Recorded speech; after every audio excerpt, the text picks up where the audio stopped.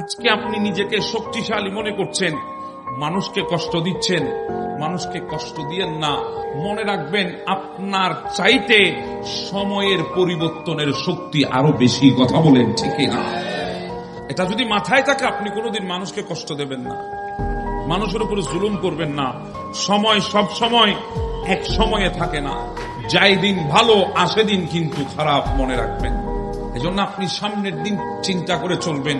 একটা কথাও তো আছে, আপনি যত স্পিড একটা দোলনাকে আপনি ধাক্কা দিবেন, মনে রাখবেন দোলনাটা তত স্পিড আপনার দিকে আসবে।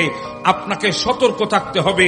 যদি একটু সতর্কতা অবলম্বন না করে আপনি বেখবর হয়ে যান, অসতর্কতা যদি আপনার ভেতরে চলে আসে, ক্ষমতা পেয়েছেন বলে, দুনিয়া পেয়েছেন বলে যদি আপনি সতর্ক না থাকেন আগামী দিনের জন্য, তাহলে মনে রাখবেন আল্লাহর গজব কঠিন হয়ে আসতেছে।